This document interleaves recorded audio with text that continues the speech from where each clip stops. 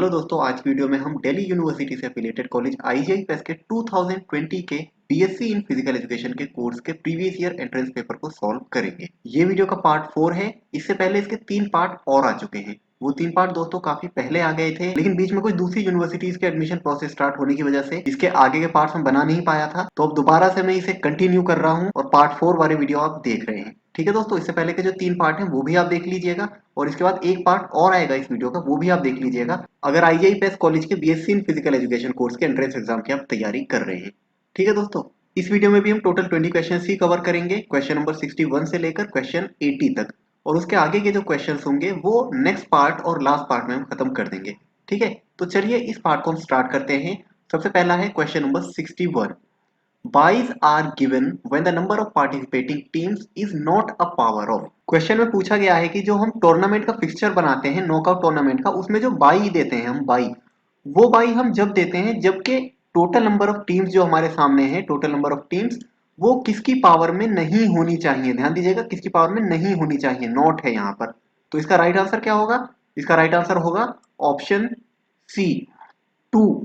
तो यहाँ पर आप देख सकते हैं 2 की पावर है इसके अंदर। अगर 2 की पावर है तभी हम बाई देंगे। अगर टोटल नंबर ऑफ टीम्स 2 की पावर में नहीं आ रहे हैं तो ही हम बाई देंगे, और अगर 2 की पावर में आ रहे हैं तो बाई हम नहीं देंगे। ठीक है दोस्तों, सिंपल सा फॉर्मूला आपके सामने है। आगे बढ़ते हैं, नेक्स्ट है question number 62। The process of nourishing the body with the help of food based on some basic principles of living is referred as. Question में पूछा गया है कि जो हम फूड का इंटेक करते हैं, जो हम खाना खाते हैं, उस प्रोसेस से हमें क्या होता है, नरिशमेंट मिलता है, मतलब हमें एनर्जी वगैरह मिलती है जिससे हम सरवाइव कर पाते हैं। अब इस खाना खाने को और खाना खाने के बाद जो हमें एनर्जी वगैरह मिल रही है, उस प्रिंसिपल को क्या बोलते हैं? तो इसका राइट आंसर क्या होगा? इसका राइट आंसर होगा ऑप्शन बी, न्यूट्रिशन। सिंपल है, आपको पता है यहाँ पर नरिशमेंट की बात की जा रही है, नरिशिंग द बॉडी।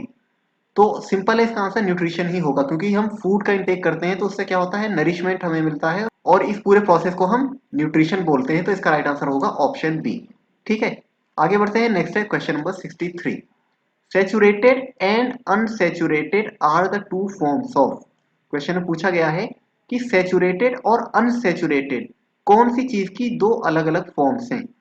अब इसका राइट आंसर क्या होगा? इसका राइट आंसर होगा ऑप्शन सी, फैट। दोस्तों आपको पता है फैट की दो फॉर्म्स होती हैं, एक सैचुरेटेड फैट होती है और एक अनसैचुरेटेड फैट होती है।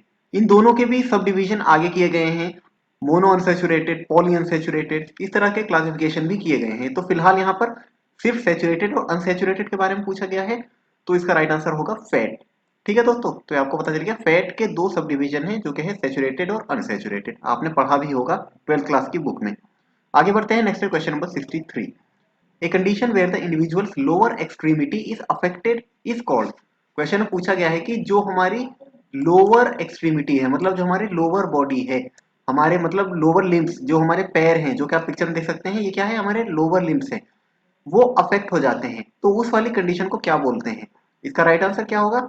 इसका राइट आंसर होगा ऑप्शन बी, पैराप्लेजिया।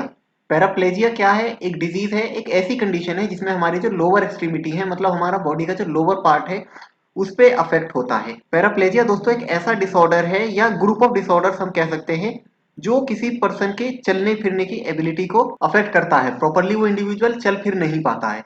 ठीक है, तो चलते कैसे हैं? हम अपनी लोअर बॉडी के हेल्प से चलते हैं, कोई मूवमेंट करते हैं लोअर बॉडी की हेल्प से मूवमेंट कर पाते हैं। और इस कंडीशन में क्या होता है, पैराप्लेजिया वाली कंडीशन में हमारी जो लोअर एक्सट्रीमिटी है वो प्रॉपरली वर्क नहीं कर पाते हैं, मेंटेन नहीं रख पाते हैं पूरी बॉडी को। तो आगे बढ़ते हैं, नेक्स्ट है question number 65। A neurological disorder caused by a non-progressive brain injury or malformation that occurs during the brain development in the child is known as। Question में पूछा गया है कि जो न्यूरोलॉजिकल डिसऑर्डर होता है वो किसकी वजह से होता है? By a non progressive brain injury. एक नॉन प्रोग्रेसिव ब्रेन इंजरी की वजह से होता है, या जिसे हम मेल फॉर्मेशन भी कह सकते हैं। That occurs during the brain development in the child. जो कब होता है? जब चिल्ड्रन के ब्रेन का डेवलपमेंट हो रहा होता है, उस समय होता है। अब इसे हम बोलते क्या है, इस न्यूरोलॉजिकल डिसऑर्डर को हम बोलते क्या है, ये पूछा गया है। तो इसका राइट आंसर क्या होगा? इसका राइट आंसर होगा option B, cerebral palsy. Cerebral palsy इस न्यूरोलॉजिकल डिसऑर्डर को बोलते हैं। चाइल्डहुड के समय हमारे ब्रेन का जो डेवलपमेंट होना होता है वो प्रॉपरली हो नहीं पाता है, जिसे हम मेल फॉर्मेशन भी बोलते हैं, या नॉन प्रोग्रेसिव ब्रेन इंजरी भी हम इसे बोलते हैं। ठीक है दोस्तों, तो ये हो गया क्वेश्चन नंबर 65। आगे बढ़ते हैं, नेक्स्ट है question number 66। Individuals with this type of disability find it difficult to receive information and communicate further. क्वेश्चन में पूछा गया है कि कुछ इंडिविजुअल्स होते हैं जिनमें एक टाइप की डिसेबिलिटी पाई जाती है। कैसी डिसेबिलिटी है? They find it difficult to receive information and communicate further. वो इंफॉर्मेशन को रिसीव प्रॉपरली नहीं कर पाते हैं। क्या है? Difficult to receive information and communicate further, और उस इंफॉर्मेशन को आगे प्रॉपरली बढ़ा नहीं पाते हैं। ये एक डिसेबिलिटी होती है इंडिविजुअल्स के अंदर। क्या बोलते हैं इस डिसेबिलिटी को? इसका राइट आंसर क्या होगा? इसका राइट आंसर होगा option A, intellectual disability. Simple है, आप सभी को पता है, जिस इंडिविजुअल के अंदर जितनी बेटर इंटेलेक्चुअल एबिलिटी होगी वो किसी भी इंफॉर्मेशन को प्रॉपरली रिसीव कर पाएगा, दूसरों तक सही तरीके से पहुंचा पाएगा, अपनी बात को कम्युनिकेट कर सकेगा। लेकिन जो इंटेलेक्चुअली डिसेबल होगा वो ये काम नहीं कर पाएगा। तो क्योंकि यहाँ पर पूछा गया है कि एक डिसेबिलिटी है जिसमें डिफिकल्टी होती है to receive information and communicate further, तो इस कंडीशन में इंटेलेक्चुअल डिसेबिलिटी ही इसका राइट आंसर होगा। ठीक है दोस्तों, आगे बढ़ते हैं, नेक्स्ट है question number 67। In one of the postural deformity the spine curves from side to side. क्वेश्चन में पूछा गया है कि पोस्चरल डिफॉर्मिटी है। पोस्चरल डिफॉर्मिटी दोस्तों, मुझे उम्मीद है आप सभी लोगों को पता होगा पोस्चरल डिफॉर्मिटी क्या होती है। पोस्चरल डिफॉर्मिटी हम उसे बोलते हैं हमारी बॉडी का चलने का, वॉकिंग का, सोने का, हर चीज का पोस्चर। हम स्टैंडिंग पोजीशन में खड़े हैं, हम बैठे हैं, किस तरह से खड़े हैं, किस तरह से बैठे हैं, सही पोजीशन में है या गलत पोजीशन में हमें, तो उसे हम पोस्चरल डिफॉर्मिटी बोलते हैं। अगर हमारी बॉडी की जो पोजीशन है, पोस्चर को पोजीशन बोल सकते हैं हम, हमारी बॉडी की जो पोजीशन है उसमें कुछ कमी है। और किस टाइप की कमी यहाँ पर पूछा गया है? Spine curves from side to side. जो हमारा स्पाइनल कॉर्ड है वो साइड टू साइड, या तो राइट साइड कर्व बनता है उसमें या लेफ्ट साइड कर्व बनता है। इस वाले पोस्चरल डिफॉर्मिटी को हम क्या बोलते हैं? इसका राइट आंसर क्या होगा? इसका राइट आंसर होगा ऑप्शन ए, स्कोलियोसिस। स्कोलियोसिस दोस्तों एक ऐसी पोस्चरल डिफॉर्मिटी है जिसमें हमारा जो स्पाइन है वो एस शेप में हो जाता है, या तो राइट साइड एस शेप में बनता है या लेफ्ट साइड एस शेप में बनता है, जिसकी वजह से हमारा शोल्डर एक तरफ को झुका हुआ होता है, जैसा कि आपको इस पिक्चर में दिख भी रहा है ना दोस्तों। तो ये हो गया क्वेश्चन नंबर 67। आगे बढ़ते हैं, नेक्स्ट है question number 68। An eating disorder that is characterized by self induced starvation and significant weight loss is referred as. Question में पूछा गया है कि एक ईटिंग डिसऑर्डर है, मतलब खाने से रिलेटेड एक डिसऑर्डर है, that is characterized by self induced starvation, जिसमें क्या होता है, इंसान खुद ही स्टार्वेशन करता है, मतलब भूखा रहता है, and significant weight loss is referred as, और जिसके रिजल्ट में क्या होता है, तेजी से उसका वेट लॉस होता है। तो इस ईटिंग डिसऑर्डर को क्या बोलते हैं? ऑप्शंस आपके सामने दिख रहे हैं चारों, इन चारों में से इसका राइट आंसर क्या होगा? इसका राइट आंसर होगा option B, anorexia nervosa. Anorexia nervosa दोस्तों एक ऐसी कंडीशन है जिसमें इंडिविजुअल के अंदर ईटिंग डिसऑर्डर होता है, मतलब वो उसे खाने का मन नहीं करता है। ये किसकी वजह से होता है? सेल्फ इंड्यूस्ड स्टार्वेशन, वो खुद ब खुद मतलब खाता ही नहीं, जिसकी वजह से तेजी से उसका वेट लॉस होता है। इसी कंडीशन को हम एनोरेक्सिया नर्वोसा बोलते हैं। इस कंडीशन में मेनली क्या होता है, इंडिविजुअल को लगता है कि अरे मैं ये खा लूंगा तो मैं बड़ा मोटा हो जाऊंगा, मैं फैटी हो जाऊंगा, मेरी जो बॉडी की इमेज है वो कुछ इस टाइप से दिखेगी, मेरा पोस्चर खराब हो जाएगा। तो उसकी वजह से प्रॉपरली उसकी बॉडी को न्यूट्रिशन नहीं मिल पाता है, जिसकी वजह से सिग्निफिकेंटली उसका वेट लॉस होने लगता है। ठीक है, तो आप समझ गए हैं एनोरेक्सिया नर्वोसा कौन सी कंडीशन होती है। आमतौर से आपने फीमेल्स में ऐसा देखा होगा, खाने पीने को लेकर डाइटिंग वगैरह बहुत करती हैं, तो वो सब भी इसके एक एग्जाम्पल हो सकते हैं। आगे बढ़ते हैं, नेक्स्ट है क्वेश्चन 69। ए फ्रैक्चर, ध्यान दीजिएगा फ्रैक्चर के बारे में बात चल रही है कि एक फ्रैक्चर है where the bone breaks into multiple fragments. उस फ्रैक्चर में क्या होता है, हमारी जो बोन है वो ब्रेक हो जाती है इनटू मल्टीपल फ्रेगमेंट्स, छोटे छोटे टुकड़ों में, which are driven into each other, जो एक दूसरे के अंदर घुस से जाते हैं पूरे। तो ये कौन सा टाइप का फ्रैक्चर है? क्योंकि आपको पता है फ्रैक्चर कई टाइप के होते हैं, तो इसका राइट आंसर क्या होगा? इसका राइट आंसर होगा ऑप्शन ए, इम्पैक्टेड फ्रैक्चर। ये इम्पैक्टेड फ्रैक्चर है जिसमें हमारी बोन ब्रेक हो जाती है इनटू मल्टीपल फ्रेगमेंट्स, छोटे छोटे टुकड़ों में, और वो एक दूसरे के अंदर घुस जाते हैं, उसे ही हम इम्पैक्टेड फ्रैक्चर बोलते हैं। ठीक है दोस्तों, कितने टाइप के फ्रैक्चर होते हैं ये आपकी 12th क्लास की बुक में है, तो सारे फ्रैक्चर के टाइप्स आप पढ़िएगा स्पोर्ट्स इंजरी वाले चैप्टर में, इजीली आपको मिल जाएंगे। ठीक है दोस्तों, आगे बढ़ते हैं, next question 70। Acceleration runs are helpful in the development of. क्वेश्चन में पूछा गया है कि जो एक्सेलरेशन रन्स होती हैं वो किस टाइप के डेवलपमेंट में काम आती हैं, मतलब हमारी बॉडी के अंदर कौन से टाइप का डेवलपमेंट होगा अगर हम एक्सेलरेशन रन्स करेंगे। ऑप्शंस आपके सामने दिख रहे हैं, इसका राइट आंसर होगा option B speed. Acceleration run की वजह से हमारी बॉडी में स्पीड का डेवलपमेंट होता है। ठीक है, next question number 71। Two blocks of wood measuring 2 into 2 into 4 inches are required for which one of the following tests? Question में पूछा गया है कि दो वुडन ब्लॉक जिनकी जो मेजरमेंट है वो 2 into 2 into 4 है, इंचेस में है ये, ठीक है, are required for which one of the following test. ये चारों टेस्ट के नाम दिए हुए हैं ABCD। इन चारों में से वो कौन सा टेस्ट आइटम है जिसमें इस टाइप के वुडन ब्लॉक की रिक्वायरमेंट होती है, जिसकी जो मेजरमेंट है वो 2 into 2 into 4 इंचेस है। ठीक है, तो वो कौन सा टेस्ट है? इसका राइट आंसर होगा option A 40 yard shuttle run. 40 yard shuttle run वो टेस्ट होता है जिसमें के वुडन ब्लॉक्स की रिक्वायरमेंट होती है जिनका जो मेजरमेंट है वो 2 into 2 into 4 इंचेस है। ठीक है दोस्तों, तो ये टेस्ट एंड मेजरमेंट से क्वेश्चन लिया गया है, आपने 12th क्लास में पढ़ा होगा। Next question number 72। The height of the bench in the Harvard step test. अब यहाँ पर दोबारा से एक टेस्ट का नाम दिया गया है। टेस्ट का नाम क्या है? Harvard step test. उसमें पूछा गया है कि बेंच की जो हाइट होती है मैन के लिए, ध्यान दीजिएगा मैन के लिए कहा गया है, वुमेन के लिए नहीं। तो मैन के लिए जो बेंच की हाइट होती है वो कितनी होती है हार्वर्ड स्टेप टेस्ट में? ऑप्शंस आपके सामने दिख रहे हैं, इसका राइट आंसर होगा ऑप्शन सी 20 इंचेस। 20 इंच उस टेबल की हाइट होनी चाहिए जो कि हार्वर्ड स्टेप टेस्ट में यूज की जाती है। टेबल या बेंच बोलना ज्यादा बेटर होगा। ठीक है, 20 इंचेस होनी चाहिए, ये आप याद रखेंगे। Next question number 73। Fast Twitch fibre is situated for event pre dominated by. Question में पूछा गया है कि जो फास्ट ट्विच फाइबर्स होते हैं वो किस टाइप के इवेंट में काम आते हैं, मतलब किस टाइप की फिजिकल एक्टिविटी में हेल्पफुल होते हैं। अब फास्ट ट्विच फाइबर्स के बारे में दोस्तों आपको पता होगा, हमारी बॉडी में दो टाइप के फाइबर्स होते हैं, एक स्लो ट्विच फाइबर होते हैं, एक फास्ट ट्विच फाइबर्स होते हैं। इसके बारे में मैंने एक डिटेल वीडियो बना रखी है जो कि ऊपर आई बटन पर आपको मिल जाएगी, वो वीडियो आप देखकर अच्छी तरीके से समझ सकते हैं। यहाँ फिलहाल क्वेश्चन में बस ये पूछा गया है कि हमारी बॉडी के अंदर जो दो टाइप के फाइबर होते हैं, स्लो ट्विच और फास्ट ट्विच, उनमें से जो फास्ट ट्विच वाले फाइबर होते हैं वो कौन सी फिजिकल एक्टिविटी में ज्यादा हेल्प करते हैं। तो इसका राइट आंसर होगा ऑप्शन बी स्पीड। जो स्पीड वाली फिजिकल एक्टिविटीज होती हैं उनमें फास्ट ट्विच फाइबर्स हेल्प करते हैं। इन फास्ट ट्विच फाइबर्स की हेल्प से ही हम स्पीड वाली एक्टिविटीज को इजीली परफॉर्म कर पाते हैं।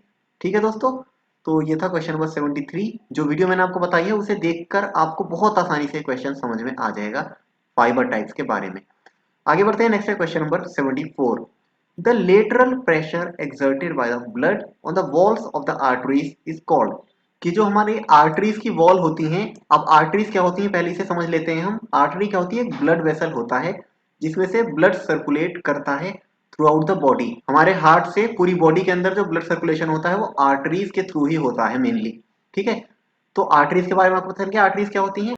अब क्वेश्चन में क्या पूछा है कि आर्टरीज की जो वॉल्स होती हैं, अब वॉल से आप समझ सकते हैं पूरा जो स्ट्रक्चर है उसे ही वॉल बोला जा रहा है। ठीक है, तो आर्टरी की जो वॉल्स होती हैं उन पर जो लेटरल प्रेशर एक्सर्ट होता है ब्लड का उसे क्या बोलते हैं हम? तो इसका राइट आंसर क्या होगा? ऑप्शन बी ब्लड प्रेशर बोलते हैं हम।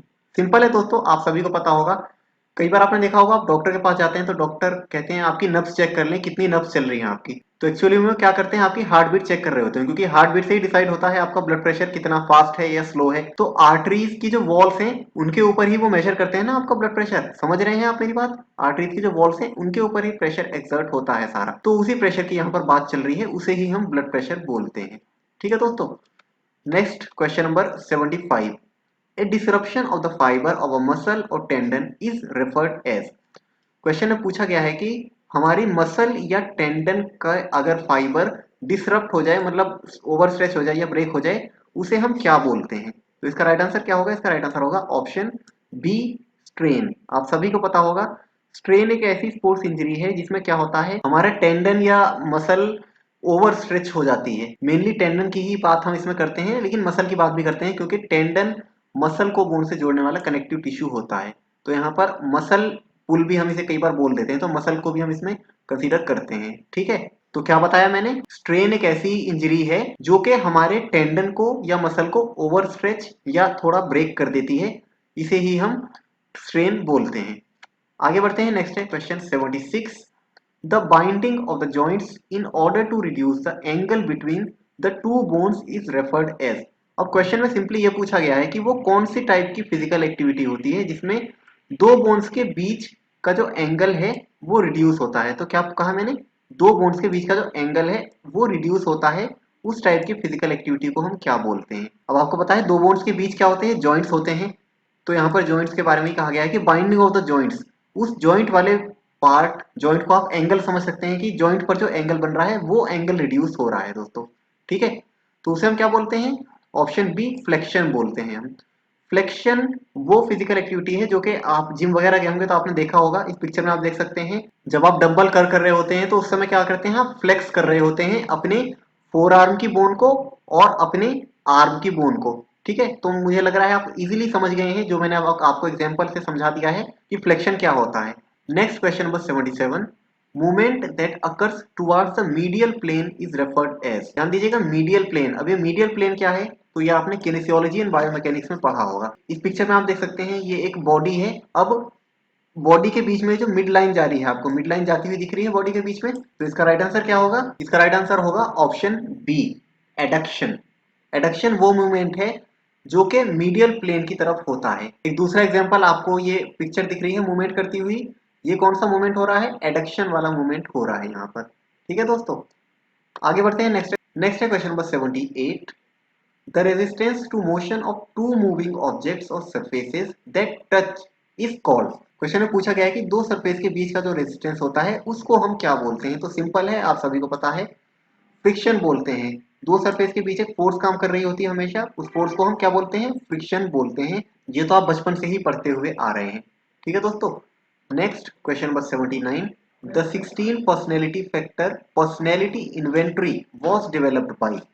क्वेश्चन में पूछा गया है कि जो 16 पर्सनैलिटी फैक्टर वाला जो एक क्वेश्चन आयर है, आप सभी को पता होगा, पढ़ा होगा आपने साइकोलॉजी वाले चैप्टर के अंदर, ये किसने इन्वेंट किया था। इसे हम 16 पीएफ स्केल भी बोलते हैं, ये 16 पीएफ क्वेश्चन आयर भी बोलते हैं। तो ये किसने इन्वेंट किया था, इसका राइट आंसर है option C, Raymond B Cattell. Raymond B Cattell ने 16 पीएफ स्केल को इन्वेंट किया था, जो कि आज भी काफी यूज किया जाता है साइकोलॉजी के टेस्ट के लिए। ठीक है दोस्तों, तो ये क्वेश्चन 79 हो गया है और अब हम पहुंच गए हैं अपने क्वेश्चन नंबर 80 पर। ये इस वीडियो का दोस्तों लास्ट क्वेश्चन है। A lack of purpose and intentionally in one section that is a relative absence of motivation is referred as. Question में पूछा गया है कि पर्पसलेस मतलब विदाउट एनी पर्पस, और इंटेंशनली आप किसी एक्शन को परफॉर्म करते हैं, मतलब इंटेंशनली आपका कोई पर्पस नहीं है, बस आप एक्शन को परफॉर्म करे जा रहे हैं। तो इस वाली कंडीशन में मोटिवेशन जो होगी वो किस टाइप की होगी। इसका राइट आंसर होगा ऑप्शन सी, एमोटिवेशन। कोई मोटिवेशन नहीं होगी, क्योंकि मोटिवेशन के लिए क्या चाहिए, मोटिवेशन के लिए आपके पास कोई पर्पस होना चाहिए। यहाँ पर क्या है, लैक ऑफ पर्पस, कोई पर्पस ही नहीं है, विदाउट एनी पर्पस आप कोई एक्टिविटी कर रहे हैं, तो आप कैसे मोटिवेट होंगे वो काम करने के लिए। तो सिंपल है इसका भी आंसर, मोटिवेशन मतलब कोई भी मोटिवेशन आपको नहीं होगी। ठीक है दोस्तों, तो ये टोटल 80 क्वेश्चंस इस वीडियो में हमने कंप्लीट कर लिए हैं। अभी 20 क्वेश्चंस और बच रहे हैं, वो इस वीडियो के आप पार्ट 5 में देख सकते हैं। और इससे पहले के जो क्वेश्चंस हैं वो पार्ट 1, 2, 3 भी आप देख सकते हैं, वीडियो के डिस्क्रिप्शन में आपको लिंक मिल जाएगा। ऐसी लगी दोस्तों आपको वीडियो, कॉमेंट्स में लिखकर जरूर बताएं। मिलते हैं अगली वीडियो में।